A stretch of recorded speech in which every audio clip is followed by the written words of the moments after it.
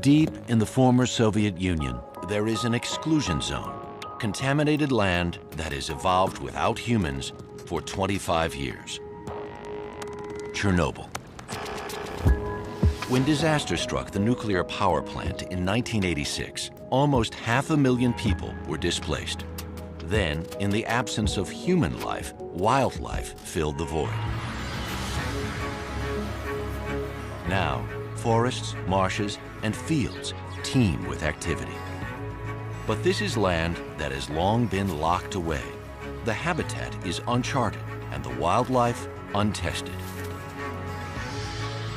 Rumors spread about hundreds of wolves that seek haven here. Now scientists want to trade fiction for fact. They'll try to determine if mankind's disaster gave nature a second chance. Or is this forever tainted territory that could poison everything that crosses its path?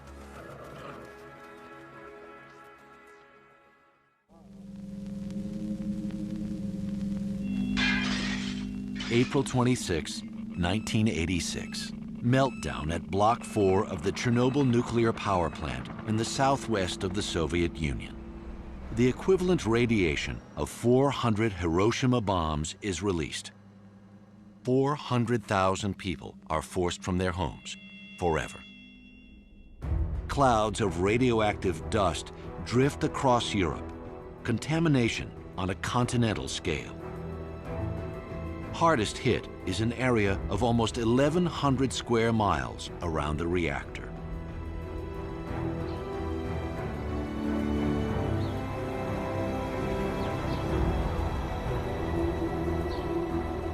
This land is declared unfit for human habitation, an exclusion zone that can only be entered by special permission through one of several checkpoints. Visitors, including scientists and camera crews, are given daily and overall time limits and must be accompanied by official guides.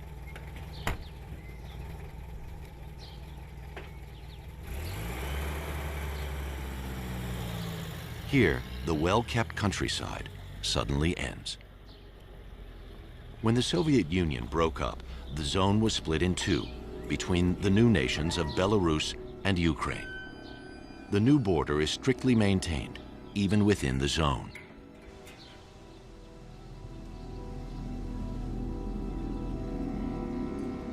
Beyond the checkpoints, it's a different world. A world without humans.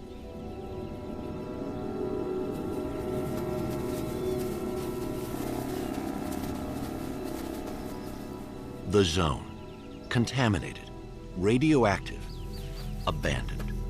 Is this a glimpse into the fate of the world after doomsday? When humans fled, wildlife stayed behind. How are the survivors and the newcomers coping with the invisible blight on this land?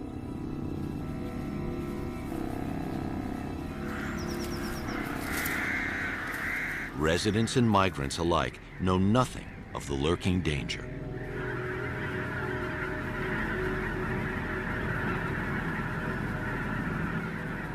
The fallout from the nuclear accident has seeped into the soil.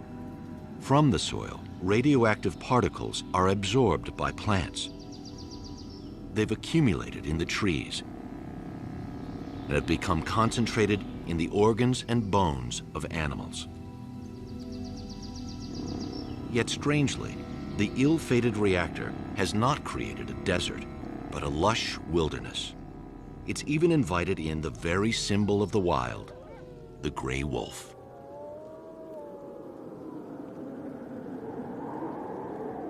For years, rumors have been escalating about the number of wolves in the zone. Some say 300 or more. German scientists Barbara and Christoph Promberger are carnivore experts. They've studied wolves around the world, but never in such strange circumstances. The Prombergers are here to start a long-term study to be continued by local scientists. They're hoping to answer some fundamental questions. How many wolves actually live in the zone? Are they indigenous or recent immigrants? And is the zone's wolf population any different from populations in clean areas? These moose bones have been crushed by wolves. It's a chance to find out whether the wolves' diet is contaminated.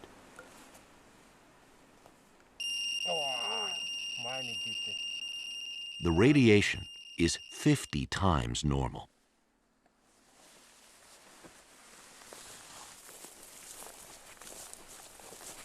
There are plenty of fresh wolf tracks here along the bank of the Pripyat River. A wolf has been marking this young pine, making it the perfect place for a trap.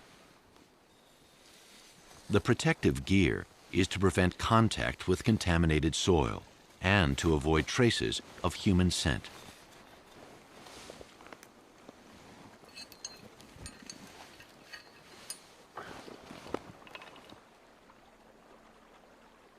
Barbara and Christoph hope to radio collar several wolves to study their movements.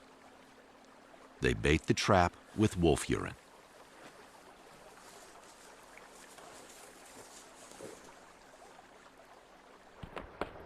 That afternoon, the ice on the Pripyat River shatters.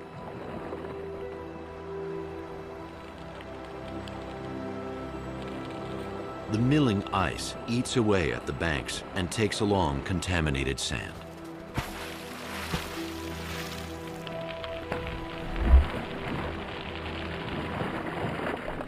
Since the last ice age, the shifting river has shaped and reshaped the land around Chernobyl.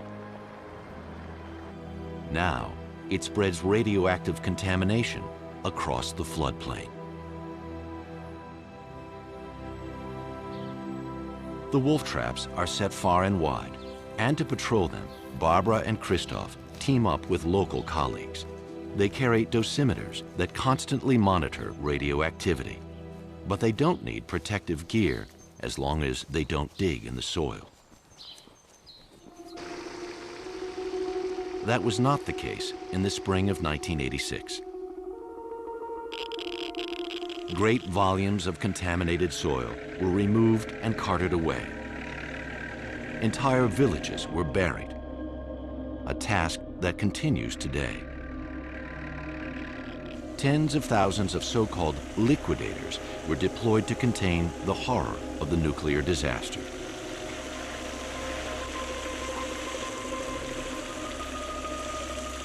Eventually, the number of emergency workers surpassed 600,000. Some 150 village communities were relocated. The people were mostly rural workers on collective farms, farms that are now abandoned.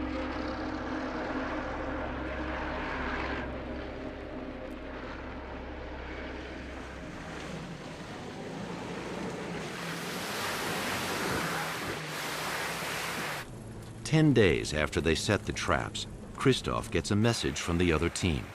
They've caught a wolf.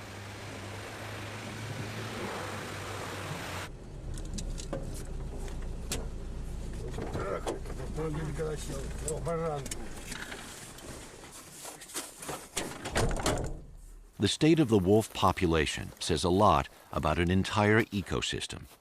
As the top predators here, wolves are an indicator of the radioactivity across all of Chernobyl.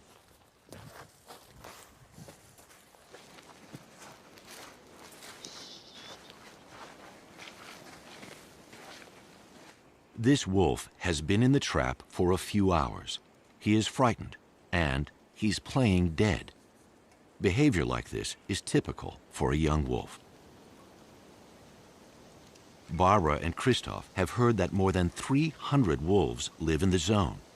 If true, that would make it the highest wolf density in the world. Do wolves migrate to the zone by the hundreds but die here because of the radiation? That's the most prominent rumor.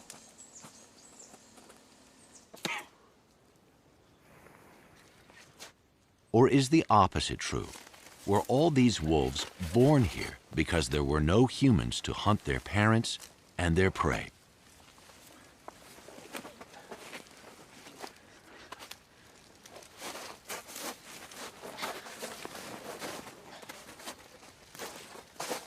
Could it be that conditions are better for the wolves here than they are outside the zone? And if their population is expanding, are the radioactive wolves seeking territories beyond Chernobyl? It's vital to know just how many wolves there are and where they go. The paw that was in the trap seems to be fine.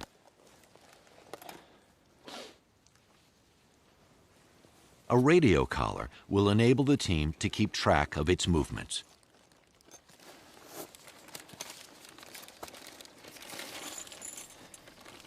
Face masks matter now. The wolf's fur is almost certainly radioactive. Simple exposure to this low level is not the problem. But if Barbara and Christoph ingested any radioactive hairs, they would be poisoned. The size and state of the teeth confirm that this is a yearling, born in the very heart of the zone. Strong evidence of an indigenous population. The wolf's GPS transmitter will deliver daily pinpoint data to the local scientists who will soon take over. Barbara and Christoph called their wolf Boy, which means fight in Russian. They've successfully launched the study and wish Boy well. Wolves didn't always receive such goodwill. Before the exclusion zone existed, they were ruthlessly hunted here. Wolves have faced persecution almost everywhere they roam. Alpha females were targeted, which affected the genetic health and the age structure of the entire population. But the biggest enemy of the wolves around Chernobyl wasn't the hunt. It was the all-out assault on the wilderness back in the 1920s. The deforestation and drainage of the Pripyat marshes was a gigantic national effort, accompanied by heroic propaganda. Canals were built, thousands of miles of them. Tens of thousands of settlers came to work on the new collective farms. Land improvement, as it was called, was all about increasing food production for the Soviet people. From the 1920s until the nuclear disaster in 1986, this land was anything but a wilderness. It was a vital part of the Soviet Union's breadbasket.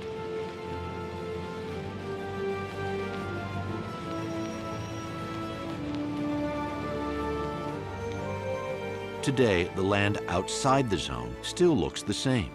Drainage canals and wheat fields stretching to the horizon. But what became of the canals and wheat fields inside the zone? Forests and fields have been flooded, thanks to the return of beavers. Beavers are native to Belarus, but they were an obstacle to farming, and so were persecuted like the wolves. With this stretch of the Pripyat now free of people, it didn't take long for beavers to reappear.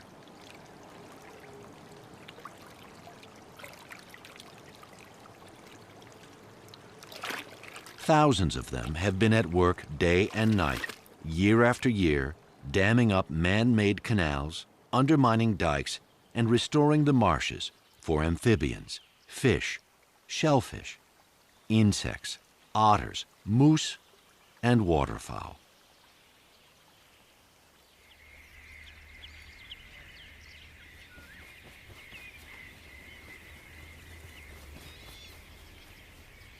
The notorious Pripyat marshes were once so vast they stopped the army of Genghis Khan.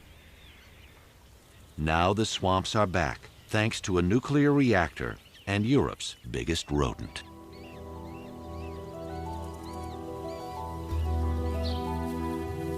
On higher and drier ground, villages have been overrun by other forces of wild nature, ravaged by snowstorms and forest fires. Chernobyl's wolves are part of a much bigger story, the return of cultivated land to wilderness, a ceaseless, dynamic process happening much faster than anyone imagined.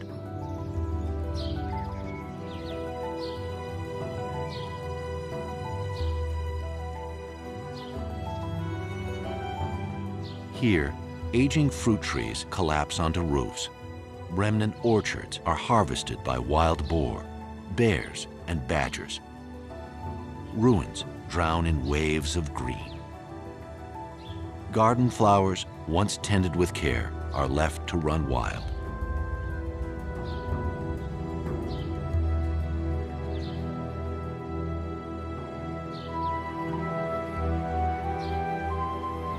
At the entrance of each village, a rough stone recalls its name and the number of people for whom it was home.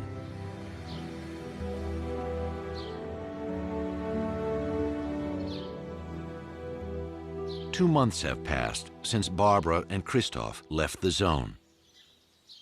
The man who's taking over the study has run a wolf monitoring program in wild woodlands outside the zone for many years. Professor Vadim Sidorovich of the National Academy of Sciences of Belarus. It's May, and he's searching for this spring's wolf litters.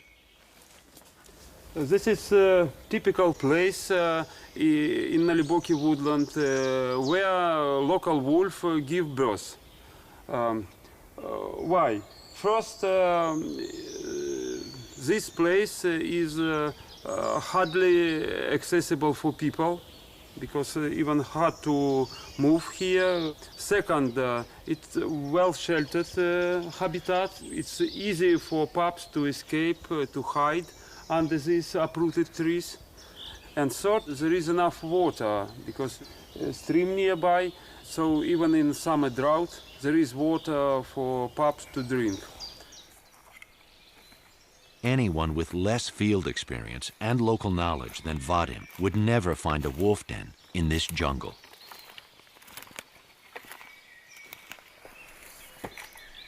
Over the years, this man has learned to think like a wolf, to know where they will feel safe.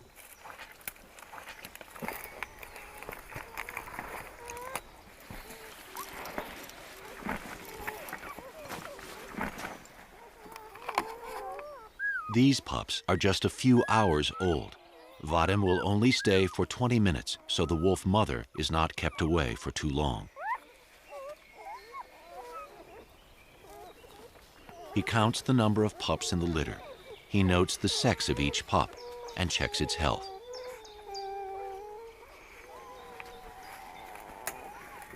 Then he picks up hair samples from the den for DNA analysis of this population outside the zone.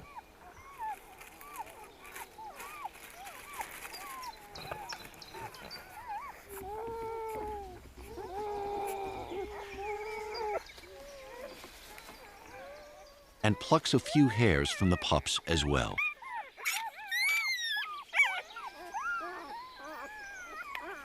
Vadim will compare the data from this uncontaminated study area to those he will gather inside the zone. The professor and his team will explore the Belarusian part of the zone.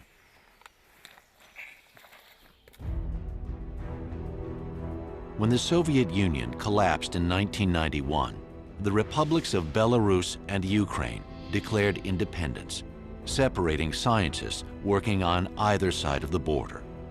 The Ukrainian part of the zone extends into the inland delta, linking the rivers Pripyat and Dnieper.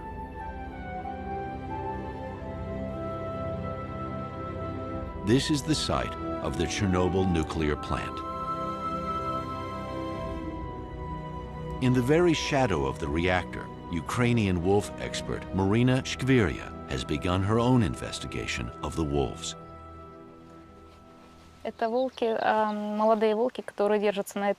There's a pack regularly patrolling the riverbank, she says. Just opposite, the city of Pripyat lies hidden.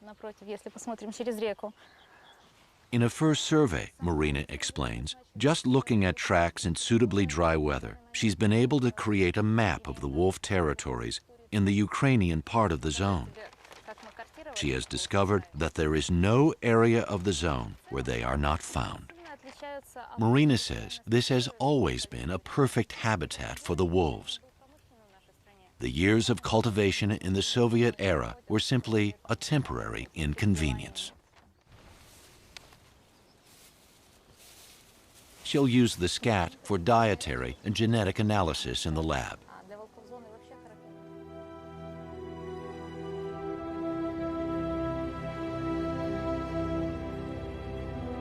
The ghost city of Pripyat was once a thriving metropolis of 58,000 people, built near the old Jewish trading port of Chernobyl.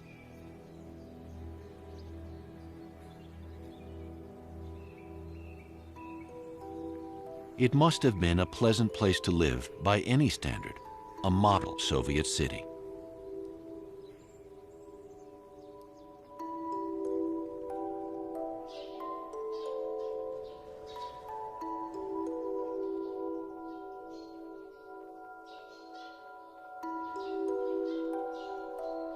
This is the central square, where rose and jasmine bushes and trees flanking the avenues grow in unbridled profusion. It's a city that is green in an unnerving, unintentional way. Pripyat was a young city, full of life, a cultural center.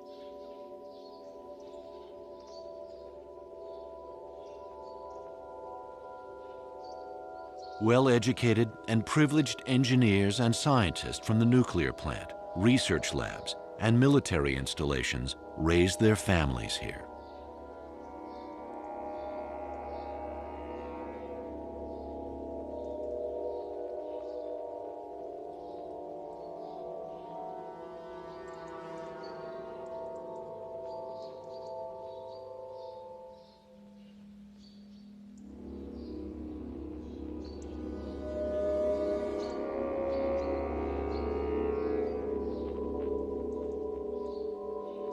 Now, the woods are crowding into the streets and halls of Pripyat, attracting more and more wildlife in their wake. On the Belarusian side of the zone, Professor Sidorovich is examining wolf skeletons.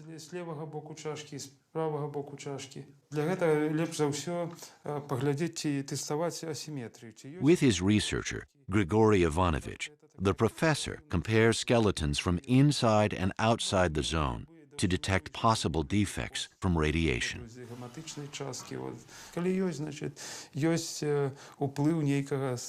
But the actual field research still has to wait until winter, when they can spot wolf tracks in the snow.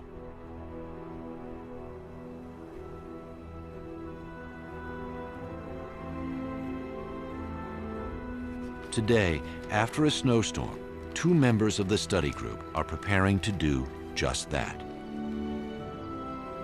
Another wolf has been collared in addition to Boy, a female yearling named Lara.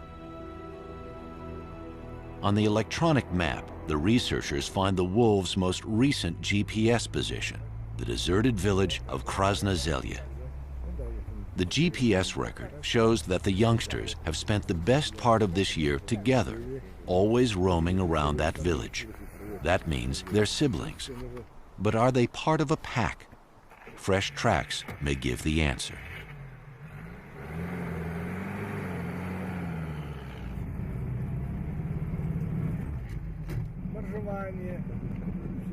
In the zone, only a few miles of road are being cleared of snow for police and ranger patrols.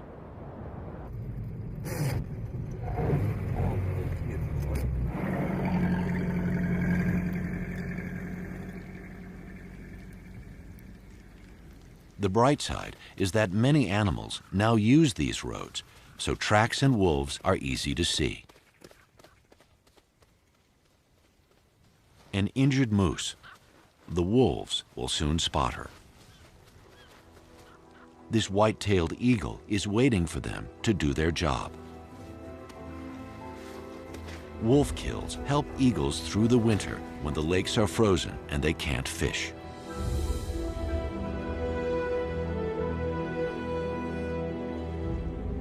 The abandoned village of Krasna Zelya with its fire tower.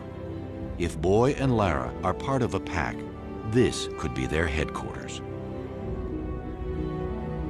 Tracks in the snow confirm this is the base of a big pack.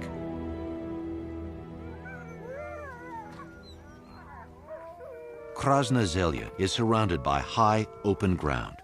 The shelter it offers and nearby water make this place attractive to wolves.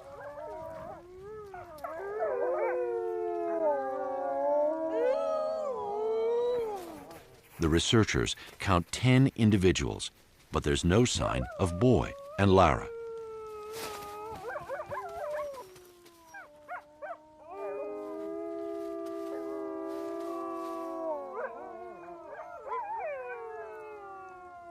From the rooftops, the wolves scan the landscape for deer, wild boar, or the occasional bison calf. The deep snow with its icy crust gives the wolves an advantage over their heavier prey. But for this meal, the wolves didn't even have to hunt.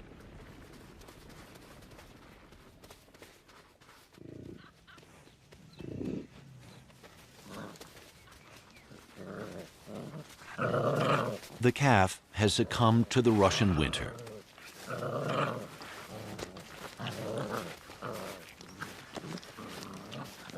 The adults are Europe's heaviest animals, too mighty for wolves to bring down.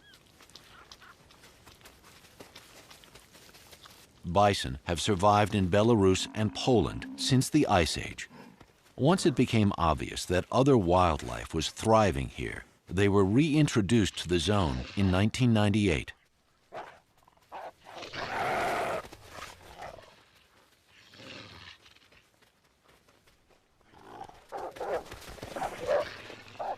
Eventually, the herd chases the wolves away from the carcass and returns to mourn their loss.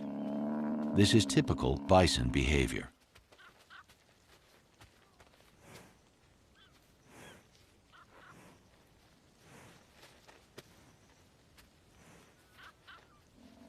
The three herds in the Belarusian part of the zone are gradually growing. To Belarusians, the bison is the ancient icon of the wild woods.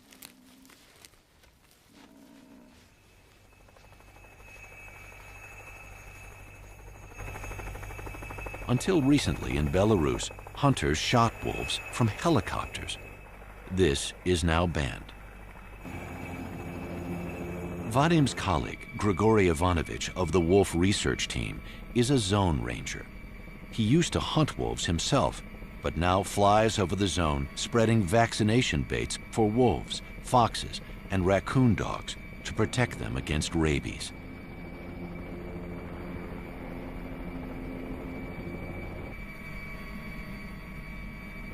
In winter, animals can easily cross the river. Boy and Lara have gone exploring several times.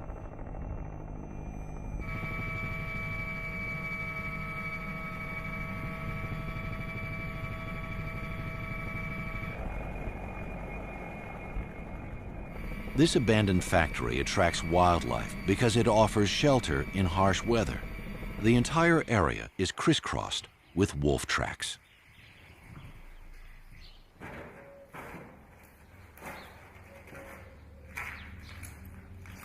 These buildings have been radiation-free sanctuaries inside the zone. The fallout from the accident came down with the rain and ran off the roofs into the surrounding soil. But now, the roofs and rusting machinery are weakened by every heavy snowfall, making them far more hazardous than the radioactivity around them.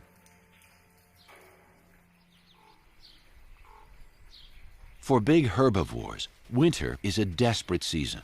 For wolves, it's just the opposite. Hunting is easy now, or even unnecessary.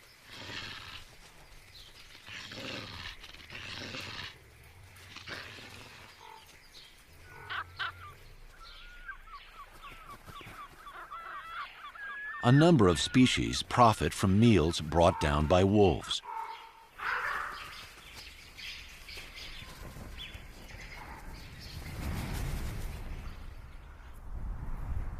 Ravens and white-tailed eagles often lead the researchers to the wolves' kills.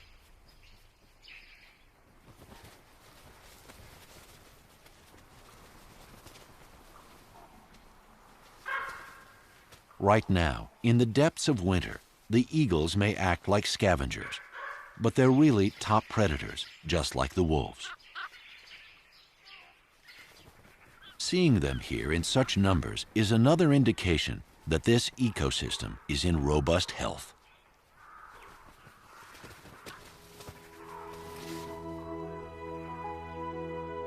In continental climates, spring starts almost overnight. Convenient winter highways suddenly turn into impassable barriers.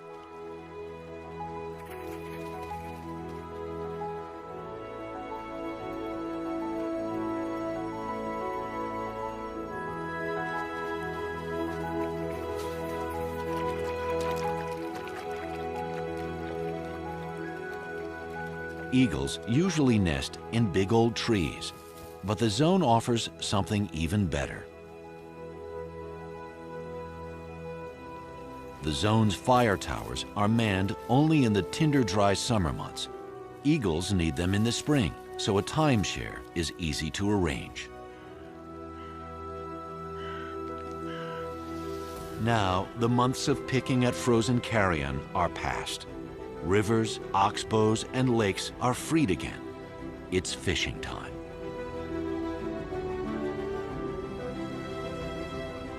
When the snow melts in the Carpathian Mountains nearly 400 miles to the southwest, the Pripyat River spreads out. In the heart of the zone, it can reach a width of almost 10 miles.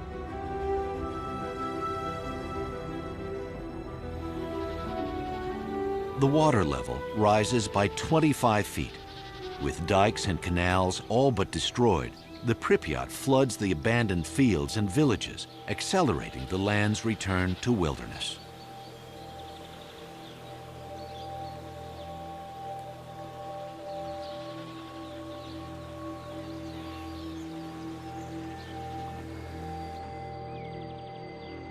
For a few days, the desolation of the ransacked homes is softened by the rebirth of spring.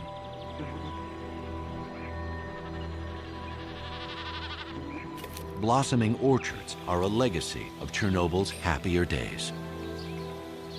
The fruit trees are a sweet temptation for wildlife. In the autumn, many animals will come for a treat.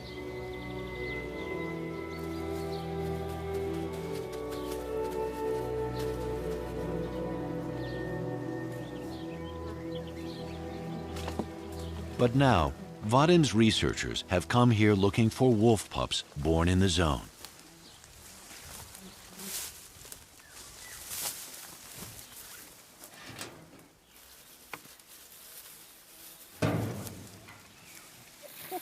These pups are about 3 weeks old. Their crib is an old potato cellar.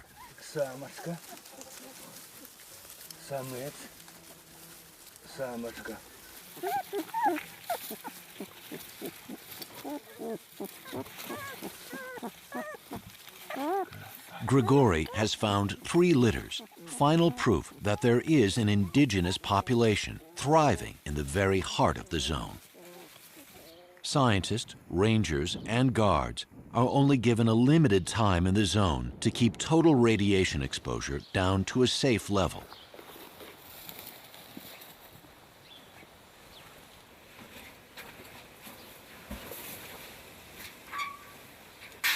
By contrast, this man cares for animals that are exposed to radioactivity for an extended time.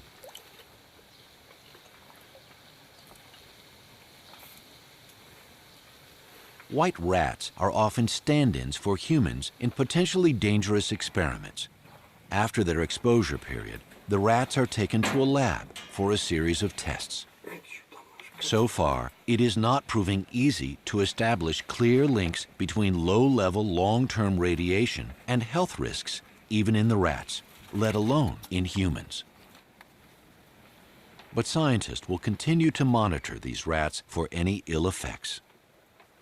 Environmental studies do not focus on individuals. They take a broader view of an entire wildlife population.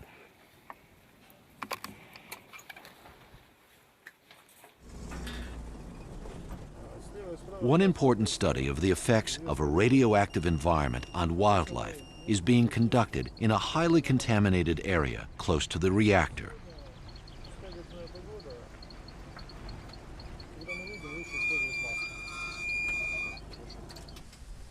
Out here, face masks have to be worn.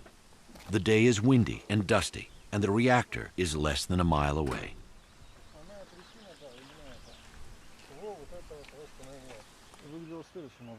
The wind direction at the time of the explosion and the fire is clearly marked on the fallout map. This is the site of the infamous red forest that in the months after the disaster turned rusty red. Today, though it is far from clean, the forest is green again. A 6-year study of dormice living in this contaminated area is also showing evidence of nature's resilience. 4 to 6% of every new generation living here shows slight abnormalities, twice the rate of clean areas. For humans, this raised level of risk is unacceptable. But for dormice, though some individuals are affected, the overall population remains healthy. In fact, the density and reproduction rates are even better than in control areas. Is that also true for radioactive wolves? The scientists believe it must be. Back in Krasna Zelya, Vadim and Grigory are worried. For weeks, Boy's and Lara's GPS transmitters have been silent. Fortunately, the wolves also have radio tags. Maybe they can be spotted from the fire tower with the aid of a tracking antenna.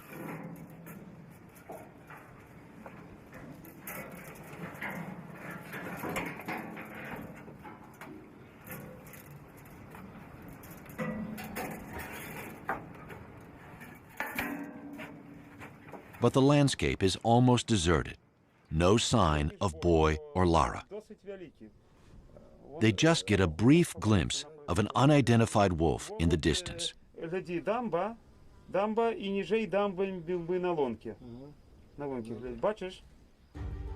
Looking in the opposite direction, just over the border in Ukraine, the ghost city of Pripyat is suffocating in extreme summer heat. With temperatures of 113 degrees at high noon, even the streets of a living city would be empty. But ornithologist Sergei Domashevsky is undeterred.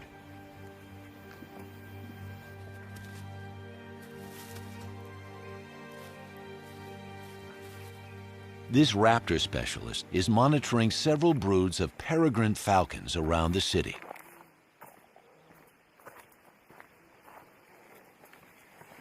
If raptors are doing well, the populations of their prey must be fine too.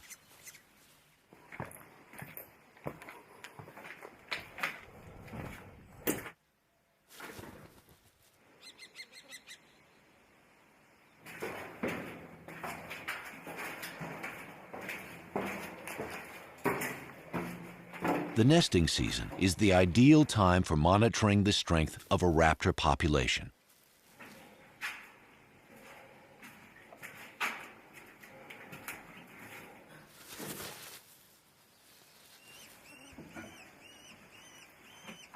Sergei is interested in the size and development of falcon broods and in their survival rate.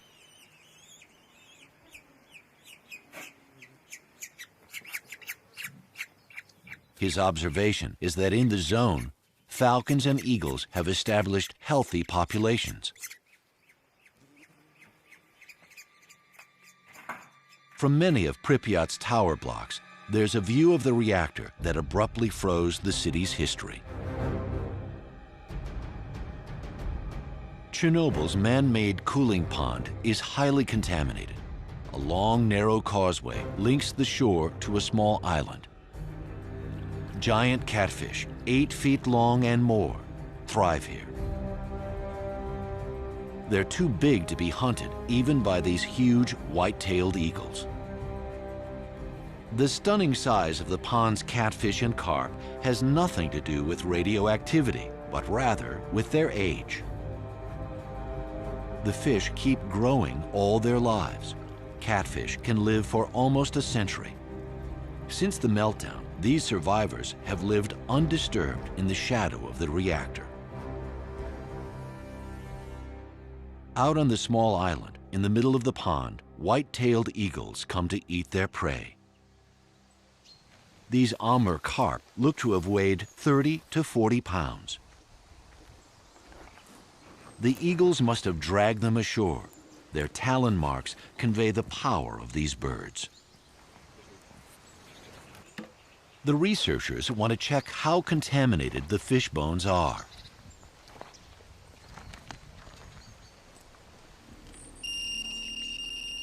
These fish bones should not be touched with bare hands. What this contamination does to the eagles is still not known.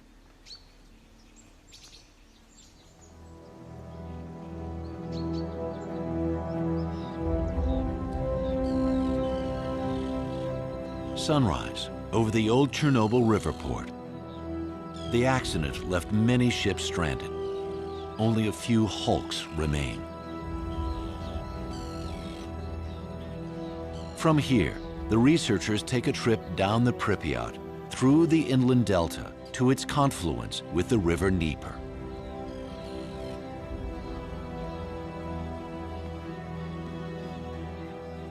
This is one of Europe's largest and most crucial habitats for waterfowl. Flowing waterways have long been clear of radiation.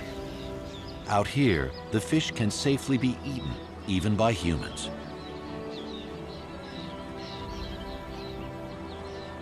Countless wooded and sandy islands offer ideal breeding places for birds.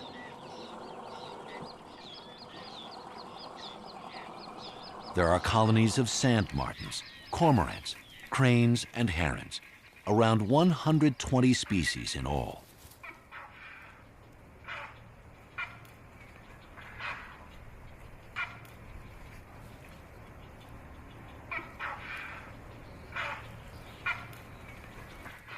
One bird in particular has been attracted to the zone, the black stork, with its marked preference for deserted landscapes without human disturbance. As sacred places, cemeteries harbor the last remnants of Ukraine's primeval oaks, trees big enough to support a stork nest weighing a ton. On one official day each year, friends and relatives come to visit the dead. The rest of the year belongs to the storks.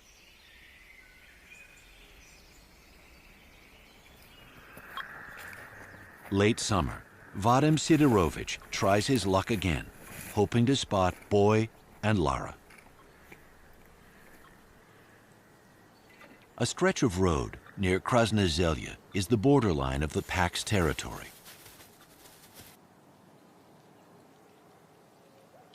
The road is always dotted by fresh scat marks, especially this bridge over an old drainage canal. Vadim has picked up Boy's signal from 2 positions.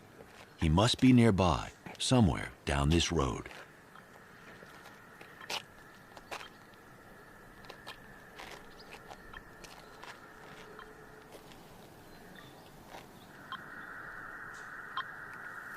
Suddenly, a huge wild boar crosses the road, followed by a wolf wearing a collar. It's Boy.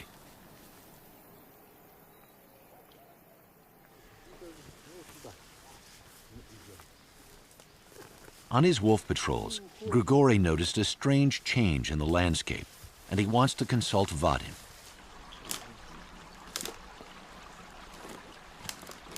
Many beaver dams have decayed and are destroyed. In some areas, the water level is sinking, and Grigori suspects that wolves are involved. І він попросту може лімітувати популяційну лічебність. To Vadim, it's a familiar scenario. The wolves here in the south, he says, are quite a bit smaller than the wolves farther north. Кілометрів речищ і канали. Навіть у гэтым бачиться. So they keep risky attacks on big animals to a minimum. Instead, they target beavers, which are easy to hunt and abundant. Нема стільки бобрових гэтих затоплений і менш багнів. In Vadim's control area, beavers account for 60% of the wolves' diet. So wolves are slowing down and even reversing the return of the swamps.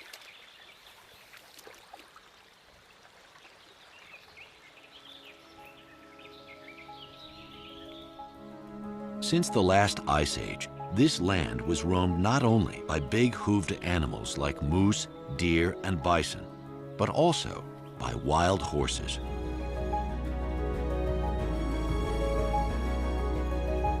The last genuine wild horse in Ukraine was killed in 1879. Now the last species of wild horse left on Earth is the Przewalski, which only survived in captivity.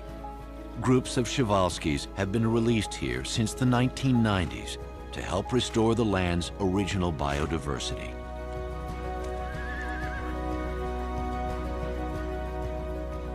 At the rate they have been reproducing, there should be about 200 individuals, but Ukrainian poachers have left just 60.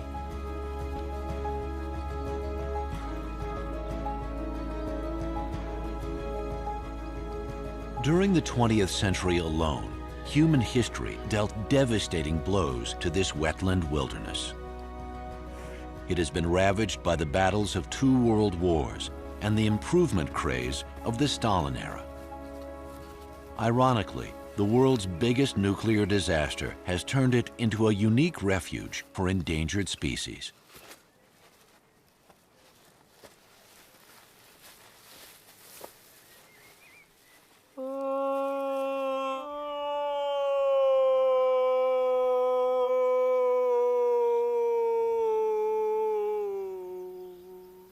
Each September, Professor Vadim Sidorovich is out in the field to call the young wolves.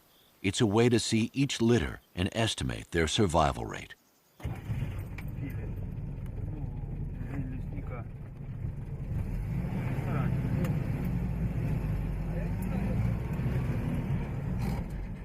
Vadim and Grigori systematically cover the entire Belarusian part of the zone.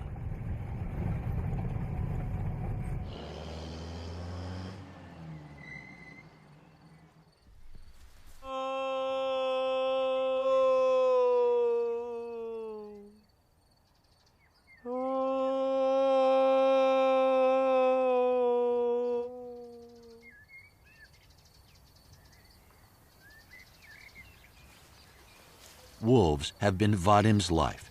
He has worked and lived with them for decades. He speaks their language.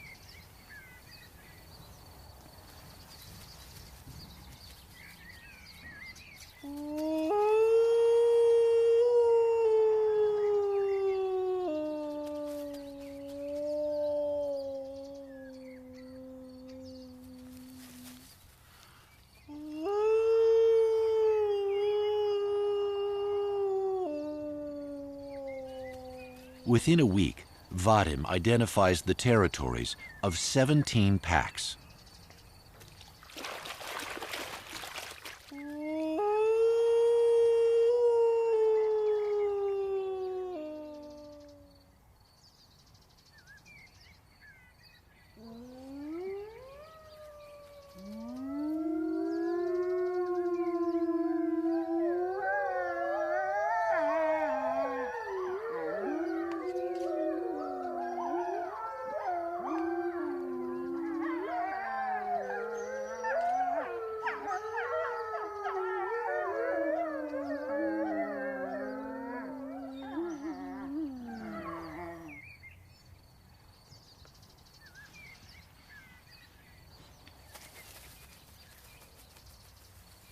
From this information, I mean abundance of wolf track on local road, I could assume that there are not so many wolves as it had been claimed by locals, 300 individuals or more.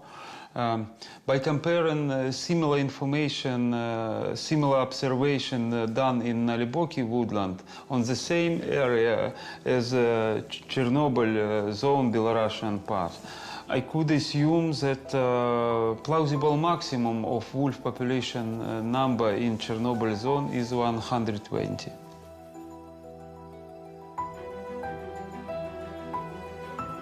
So, 25 years after the Chernobyl accident, the wolf population in the zone appears to be the same as in a clean reference area. No more, no less.